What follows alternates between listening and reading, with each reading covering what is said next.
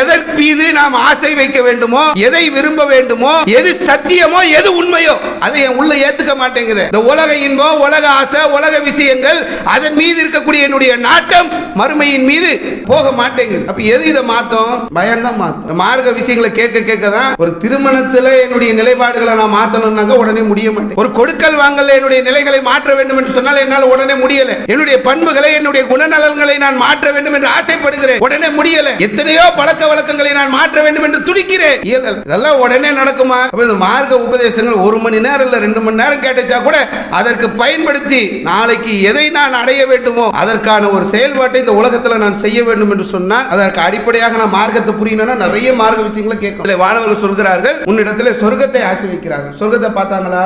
பார்த்திருந்தால் நம்ம நிலைமை இப்படியா இருக்கும்? ஒரே கடை, முதலாளி, வியாபாரம் இப்படி இருப்போமா? மனைவி மக்களோடு சந்தோஷமா சுத்த வேண்டும் என்ற அந்த ஒரு எண்ணம் இருக்கக்கூடிய நம்மிடத்தில் மார்க்க பயான்கள், மார்க்க விஷயங்கள், மார்க்கத்திற்காக வேலை செய்வது என்று சொன்னால் அதை யோசிக்க கூட மறுக்கிறோம் என்று சொன்னால் இந்த நிலை இருக்குமா? நம்மிடத்தில் சொர்க்கத்தை பார்த்திருந்தோம் என்று சொன்னால் வானவர் சொல்கிறார்கள், இன்னும் அதிகமாக கேட்பார், இன்னும் அதிகமாக ஆசை வைப்பார்கள் என்று சொல்லி சொல்றாங்க. அடுத்து அல்லாஹ் கேட்கிறான், வேற என்ன கேட்கிறாங்க? நரகத்தை விட்டு பாதுகாப்பு கேட்கிறார். அல்ஹம்துலில்லாஹ். இந்த உலகத்திலே நாம் ஏற்றிருக்கக்கூடிய இஸ்லாமிய சித்தாந்தம் என்பது உலகத்தில் உள்ள அனைத்து கொள்கைகளுக்கும் மாறுபட்டு சத்தியத்தை மனிதர்களுக்கு எடுத்து சொல்லி அந்த சத்திய நெறியில் வாழ்வதற்கான அனைத்து வழிகாட்டுதலையும் தரக்கூடிய ஒரு சித்தாந்தமாக இருந்து கொண்டிருக்கிறது. இன்று உலகத்திலே வாழக்கூடிய மக்கள் போதனைகளை கேட்பதிலே, அறிவுரைகளை கேட்பதிலே கொஞ்சம் பின்தங்கி நிற்கின்றார்கள். போதனை என்று சொன்னாலே, அறிவுரை என்று சொன்னாலே அதிலே சலிப்படையக்கூடியவர்களாகவும் இன்று உலகத்தில் உள்ள பெரும்பான்மையான மக்களை நாம் பார்க்க முடிகின்றது. அறிவுரை என்று ஆரம்பித்தாலே, என்ன அட்வைஸ் பண்ண வந்துட்டீங்களா? உலகத்திலே ஃப்ரீயாக கிடைக்கிறது அட்வைஸ் தானே, அதுதான் நீங்கள் எங்களை பண்ணுறீங்களா அப்படின்னு சொல்லி கிண்டலும் கேலியுமாக சொல்லக்கூடியதை பார்க்கிறோம். மாணவர்கள் சிறுவர்களிடத்திலே இந்த யாராவது அறிவுரை சொன்னார்கள் என்று சொன்னால் அவரை பூமர் அங்கிள் என்று சொல்லி கிண்டல் செய்யக்கூடிய ஒரு வழக்கமும் இப்பொழுது இருக்கக்கூடியதை பார்க்கும். பொதுவாகவே அறிவுரை என்பதை கேட்கக்கூடிய மனநிலையில் இன்றைய மக்கள் இல்லை என்று சொல்லக்கூடிய அளவிற்கு ஒழுக்க நெறிகள் மீறி போகிறது, வழிமுறைகளை மீறி நடக்கின்றார்கள். அவர்களுக்கு அறிவுரை சொல்லக்கூடிய இடத்தில் இன்று இருக்கக்கூடியவர்களை கேலியும் கிண்டலும் செய்கின்றார்கள். உபதேசங்களை ஏற்றுக்கொள்ளக்கூடிய பக்குவம் மக்களிடத்திலே இன்று காணாமல் போய்கொண்டிருக்கிறது. பொதுவாகவே நம்ம கடந்த காலங்களில் உள்ள தௌஹீத் சிந்தனை உள்ளவங்களையும் இன்னைக்கு உள்ளவங்களையும் எடுத்து பிரித்து பார்க்குற அளவுக்கு இருக்கு.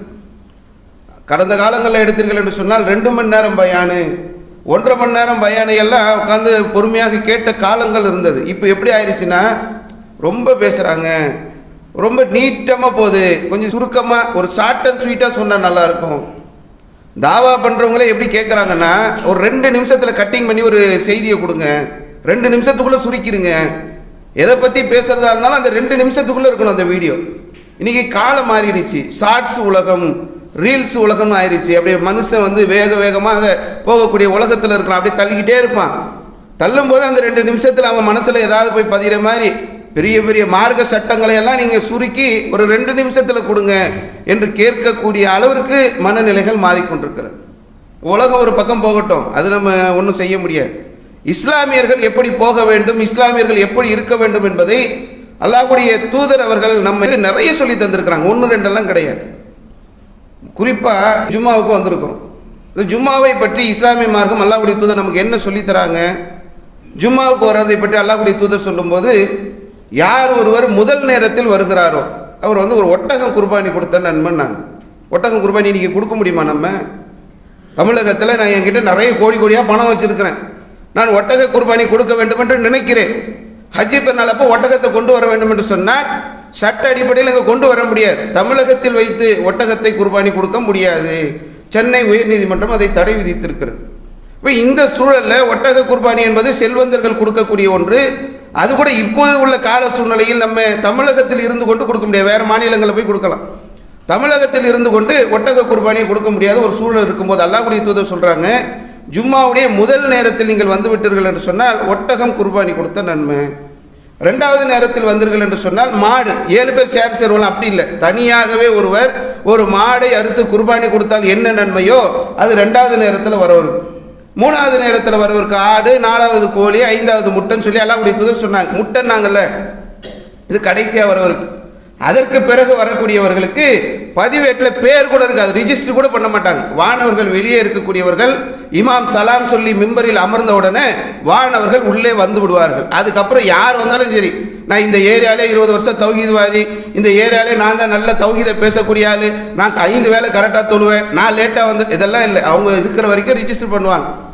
முடிச்சதுக்கப்புறம் உள்ளே வந்துடுவாங்க. நம்ம யாராக இருந்தாலும் அதற்கு பிறகு வந்த ரிஜிஸ்டரில் நம்ம பேர் இருக்க. இது எதற்காக நான் சொல்கிறேன் என்று சொன்னால், அல்லாஹ்வுடைய தூதர் எவ்வளவு அழகாக ஜும்மாவிற்கு முன்னாடியே வரணுன்றாங்க. உலகத்தில் நாங்கள் உபதேசத்தை கேட்க மாட்டோம், நாங்கள் சொற்பொழிவுகளை கேட்க மாட்டோம், எங்களுக்கு இந்த உபதேசங்கள் வேண்டாம், அறிவுரைகள் வேண்டாம் என்று மக்கள் ஒரு திசையில் சென்று கொண்டிருக்கும் போது இஸ்லாம் சொல்கிறது, கட்டாயமாக ஒரு முஸ்லிம் ஒவ்வொரு வெள்ளிக்கிழமை அன்றும் ஜும்மாவை முழுமையாக கேட்க வேண்டும். அப்போ இந்த மார்க்கம் என்பது எப்படி நம்மை பக்குவப்படுத்துகிறது, எதற்காக இதை நமக்கு மார்க்கம் இப்படி வலியுறுத்துகிறது, இதுதான் ரொம்ப முக்கியமாக நம்ம கவனிக்க வேண்டிய விஷயம். ஒரு ஜும்மாவுக்கு வரணும், சீக்கிரம் வரணும், மார்க்க விஷயங்களை அறிந்து கொள்ள வேண்டும், மார்க்க விஷயங்களை தெரிந்து கொள்ள வேண்டும் என்று எதற்கு நமக்கு மார்க்கம் அவ்வளவு அழுத்தம் கொடுக்கிறது? அல்லாஹ் ரப்பல் ஆலமீன் தன்னுடைய திருமறை குர்ஆனிலே சொல்கின்றான், வதக்கீர், நீங்கள் அவர்களுக்கு உபதேசம் செய்யுங்கள். இன்ன திக்ரா தன்ஃபவுல் முஃமினீன், உபதேசம் செய்வது மூமின்களுக்கு, இறை நம்பிக்கை கொண்டவர்களுக்கு பயனளிக்கும் என்று அல்லாஹ் ரப்பல் ஆலமீன் குர்ஆனில் சொல்றான். உபதேசம் சொல்லுங்க, அவங்களுக்கு அறிவுரை சொல்லுங்கள், அது மூமின்களாக இருக்கக்கூடியவர்களுக்கு பயனளிக்கும் என்று சொல்லி அல்லாஹ் ரப்பல் ஆலமீன் குர்ஆனில் சொல்றான். அல்லாஹ்வுடைய தூதர் என்ன பண்றாங்கன்னா, எல்லா நேரங்களிலும் நீங்க அல்லாஹ்வுடைய தூதருடைய ஹதீஸ்களை எடுத்து படிச்சு பாருங்களேன், எல்லா நேரங்களிலும் அல்லாஹ்வுடைய தூதர் உபதேசம் செய்து கொண்டே இருந்தார்கள். எங்கேயாவது ஒரு கூட்டம் கூடுதா, ஒரு வியாபாரம் கூட்டம் வருகிறதா, அதை நோக்கி அல்லாஹ்வுடைய தூதர் போவாங்க. ஹஜ்ஜி செய்வதற்காக ஒரு பயண கூட்டம் வருகிறதா, அதை நோக்கி அல்லாஹ்வுடைய தூதர் போவாங்க. ஒரு அன்சாரி தோழர் இறந்து விடுகிறார், மக்கள் ஒன்று கூடுகிறார்கள், அல்லாஹ்வுடைய தூதர் அந்த இடத்தில் அந்த மக்களுக்கு அறிவுரை சொல்லக்கூடியவர்களாக, உபதேசம் செய்யக்கூடியவர்களாக இருந்தார்கள்.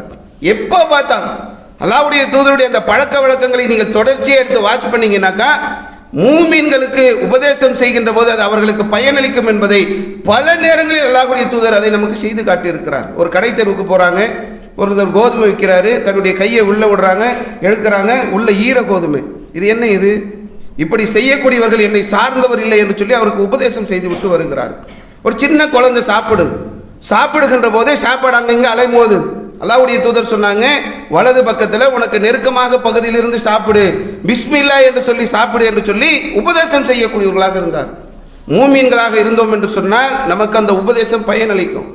நம்ம என்ன தெரியுமா நினைக்கிறோம், நான் 30 வருஷமாக தௌஹீதில் இருக்கிறேன், நான் 20 வருஷம் தௌஹீது, நான் 5 வருஷமாக தௌஹீது, நான் ஒரு வருஷம் கூட இருக்கட்டுமே, எவ்வளவு விஷயங்கள் எனக்கு தெரியுமா, தௌஹீதுக்கு வந்ததுக்கு பிறகு அவ்வளவு பயானை நான் கேட்டுட்டேன், இப்போ என்ன புதுசாக பயானை கேட்கணுமா, ஒரே பயான் பயான் பயான் பயான், எவ்வளோ பயான் தான் கேட்கறது, ஏன் பயான் பயான் போட்டு அழுத்துறீங்க என்ற சிந்தனை நமக்குள்ளே வரலாம்.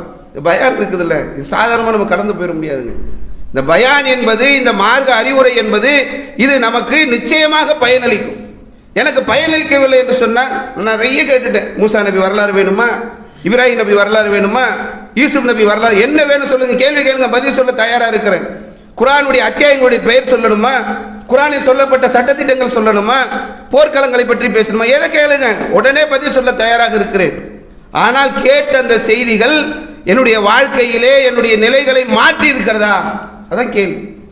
மூமீன்களாக இருந்தால் அவர்களுக்கு உபதேசம் என்பது பயனளிக்கும். நான் பல பயான்களை கேட்டிருக்கிறேன், பல மார்க்க உபதேசங்களை கேட்டிருக்கிறேன், அது என்னுடைய வாழ்க்கையிலே எந்த மாற்றத்தையும் ஏற்படுத்தவில்லை. அப்ப கேட்டது எதுக்கு, எதுக்காக கேட்கிறோம் என்ற ஒரு கேள்வி நமக்கு முன்னாடி எழுகின்றது. அல்லாஹ் ரப்பல் ஆலமீன் திருமறை குர்ஆனிலே வேறொரு இடத்துல சொல்லும்போது சொல்றான், அதாவது நரகத்திற்கென்றே நிறைய கூட்டத்தை நாம் படைத்து வைத்திருக்கிறோம். ரப்பல் ஆலமீன் சொல்கின்றான், நரகத்துக்காகவே படைத்திருக்கிறான். எந்த கூட்டம், ஜின்களிலும் மனிதர்களிலும் ஒரு பெரும் கூட்டத்தை நரகத்திற்காக நாம் படைத்து வைத்திருக்கிறோம்.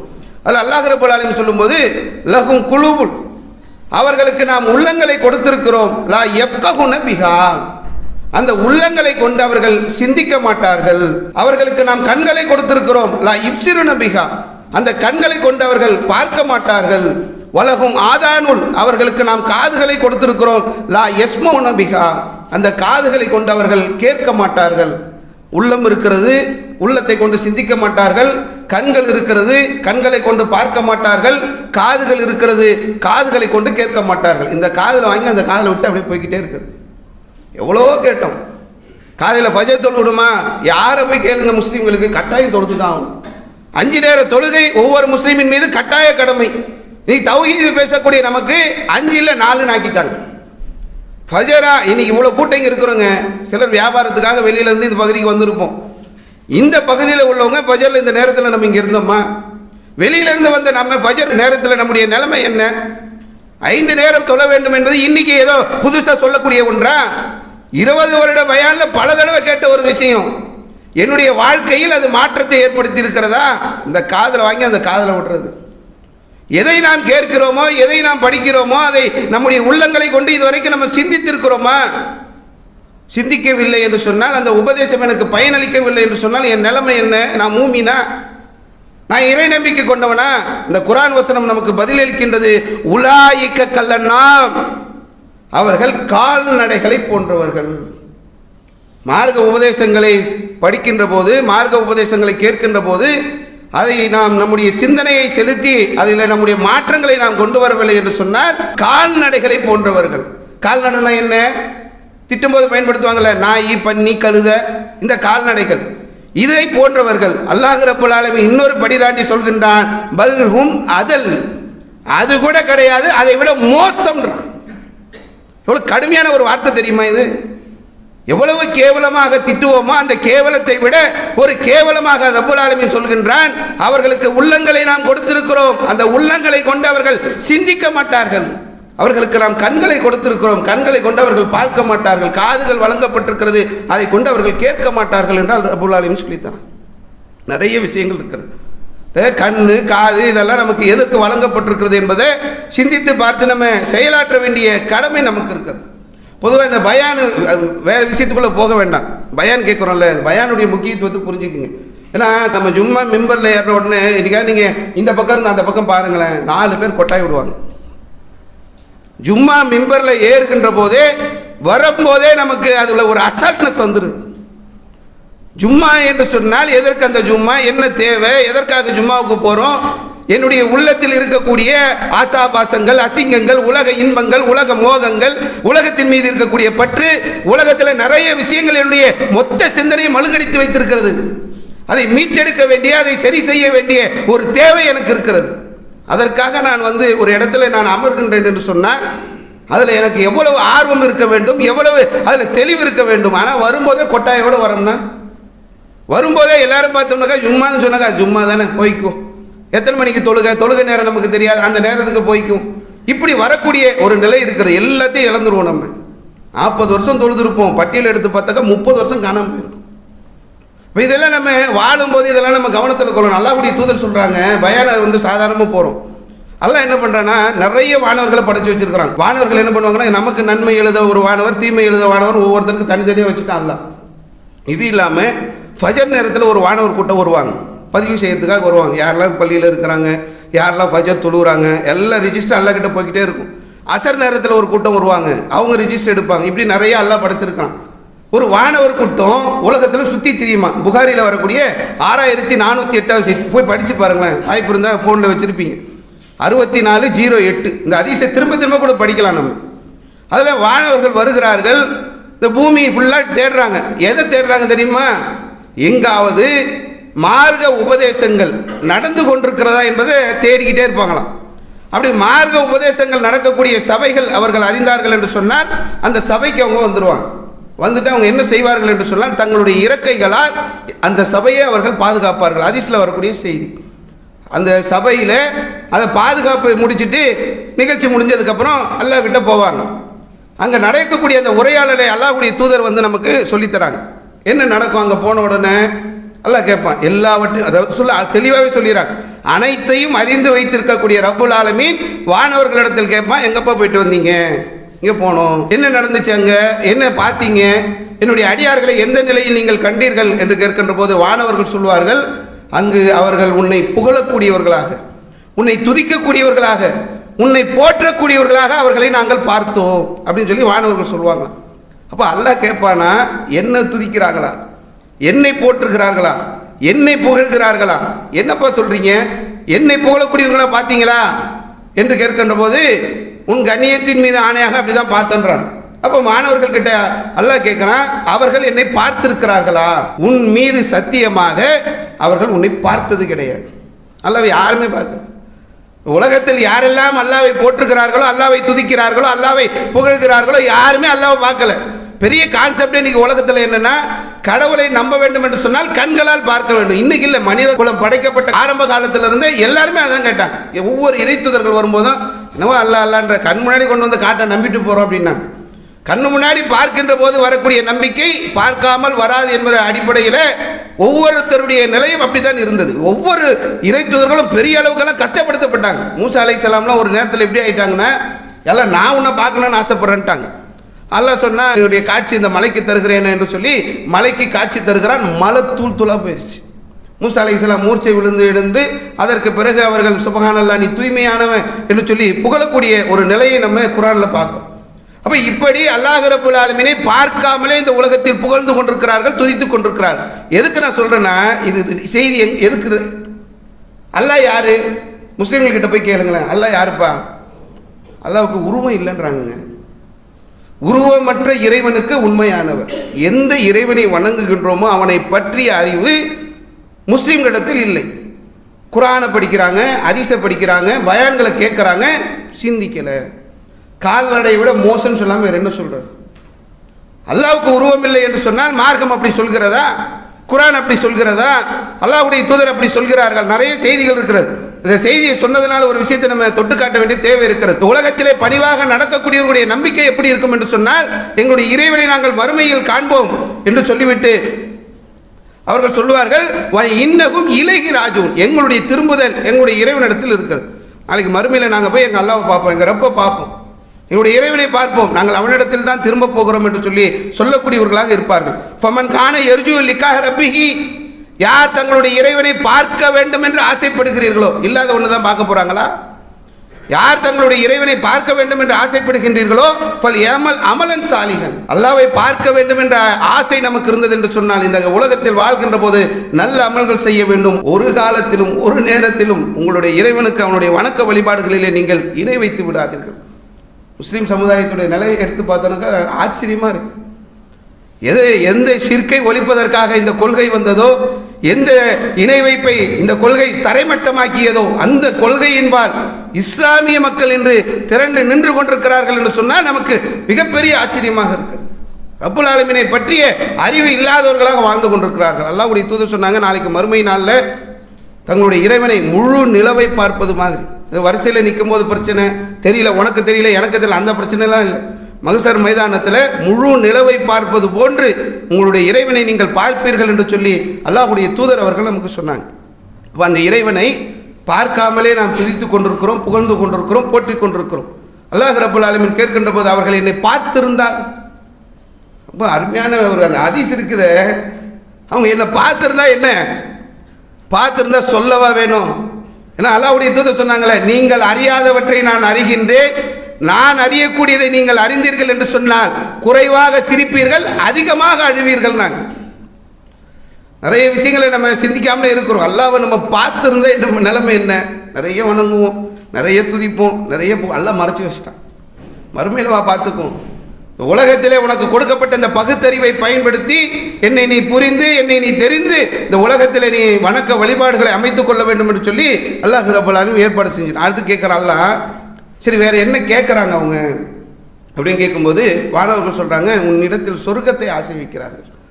என்னப்பா கேட்குறாங்கன்னு உடனே வானவர்கள் சொல்கிறாங்க, சொர்க்கத்தை கேட்குறாங்க. சொர்க்கத்தை அவங்க பார்த்துருக்குறாங்களா? உன்னை மீது சத்தியமாக சொர்க்கத்தை பார்த்தது கிடையாது. ஒரு மனுஷனுடைய யதார்த்தம் இது தானுங்க. ஒரு எதை மேலே ஆசைப்படுவோம்? ஒருத்தரை பார்க்குறோம், நம்மளோடவே படித்தவர், நம்மளோடவே இருந்தவர், நம்மளோடவே வேலை செய்யக்கூடியவர். ஊருக்கு போகிறோம், அழகாக 2 பெட்ரூம் கட்டி நல்ல அழகான வீடு, வெளியே போர்ட்டிகோ வச்சுருக்கிறாரு, கொஞ்சம் பெரிய கேட்டை போட்டிருக்காரு. பார்க்கும்போது வீடு ரொம்ப அழகாக, சின்னதாக இருந்தாலும் ரொம்ப அழகாக இருக்குது. எப்படி இருக்கும்? நம்மளும் இப்படி தானே இருக்கிறோம். நம்ம இந்த மாதிரி ஒரு வீடு கட்டினா என்ன ஆசை வரும் தானே? ஒரு பார்க்கும்போது ஒரு ஃபோன் எடுத்துகிட்டு வர்றார், என்னப்பா எவ்வளோ பாய்? 15,000 தானா? நான் ஏதோ 30,000 40,000 இருக்கும் போல நினச்சேன். நல்லா இருக்க பாய், என்ன பாய் கான்ஃபிகரேஷனு? உடனே ஒரு ஆசை வந்து ஒரு சட்டை பார்த்துன்னு வைங்களேன், எவ்வளோங்க?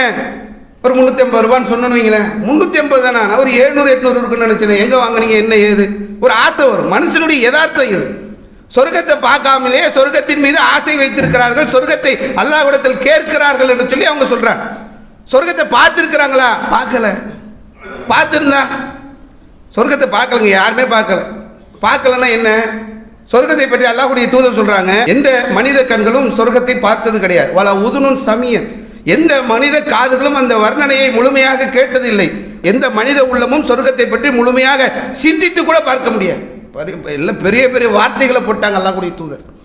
சொர்க்கத்தை பற்றி சொல்கின்ற போது, நீ அமைஞ்சகரையில் பார்க்குறிய டபுள் பெட்ரூம் ஆல் கிச்சனு, இப்படி கிடையாது. ட்ரிபிள் பெட்ரூம் ஆல் கிச்சன் பார்க்குற, இப்படி கிடையாது.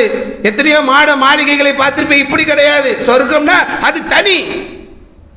உதாரணத்துக்கு அல்லாஹ்வுடைய தூதர் சொன்னதை சொல்கிறேன் கேளுங்களேன். ஒரு மரம் ஒன்று இருக்கான் சொர்க்கத்தில், ஒரு மரம். ஒரு மரத்துடைய நில அல்லாஹ்வுடைய தூதர் சொல்கிறாங்க, வேகமாக ஓடக்கூடிய ஒரு குதிரை. ஒரு குதிரை எவ்வளோ ஸ்பீடு போகும்? 100 கிலோமீட்டர் வேகத்தில் போகும்.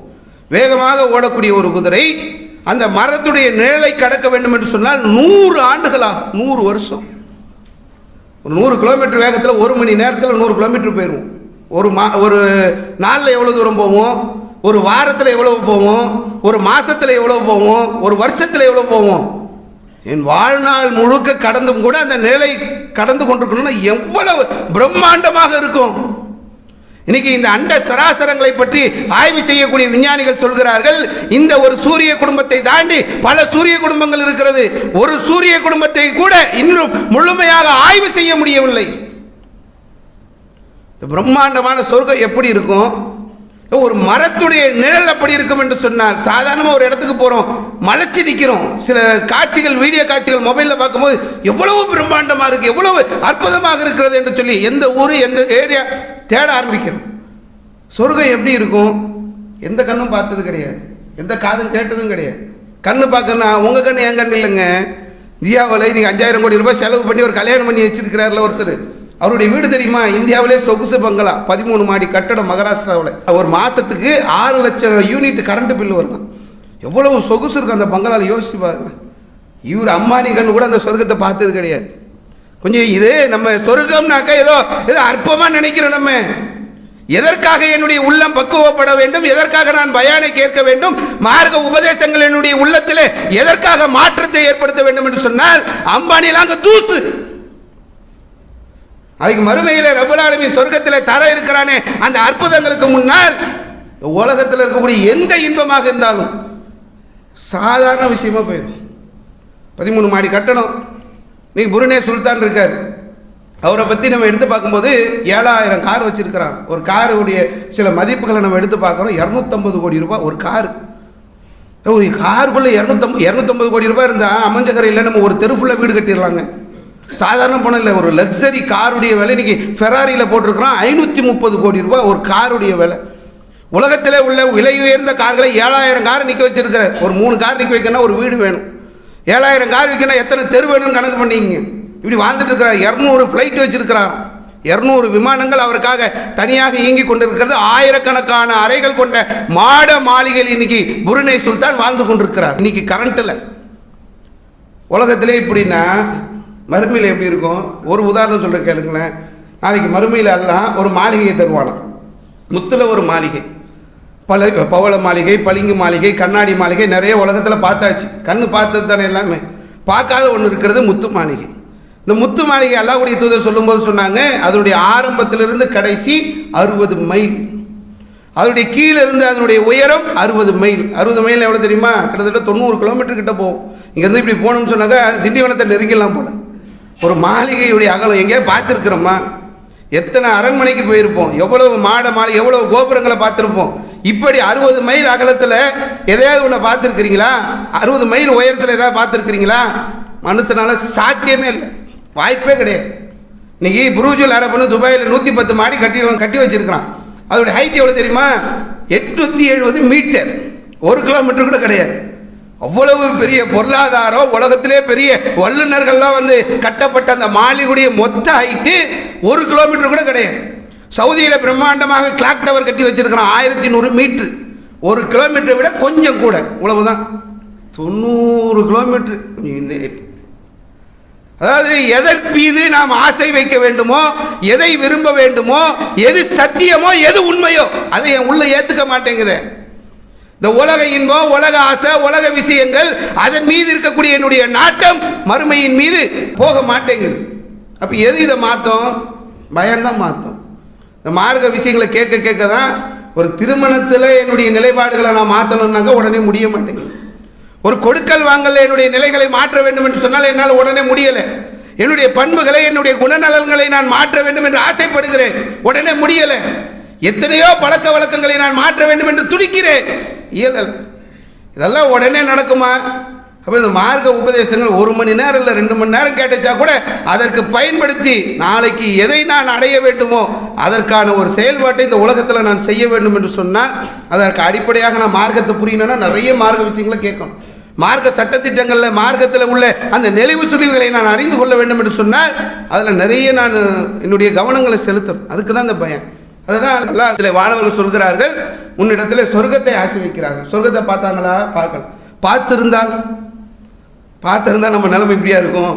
ஒரே கடை, முதலாளி, வியாபாரம் இப்படி இருப்போமா? மனைவி மக்களோடு சந்தோஷமா சுத்த வேண்டும் என்ற அந்த ஒரு எண்ணம் இருக்கக்கூடிய நம்மிடத்தில் மார்க்க பயான்கள், மார்க்க விஷயங்கள், மார்க்கத்திற்காக வேலை செய்வது என்று சொன்னால் அது யோசிக்க கூட மறுக்கிறோம் என்று சொன்னால் இந்த நிலை இருக்குமா நம்மிடத்தில்? சொர்க்கத்தை பார்த்திருந்தோம் என்று சொன்னால் வானவர் சொல்கிறார்கள் இன்னும் அதிகமாக கேட்பார்கள், இன்னும் அதிகமாக ஆசை வைப்பார்கள் என்று சொல்லி சொல்றாங்க. அடுத்து அல்லாஹ் கேட்கிறான், வேற என்ன கேட்கிறாங்க?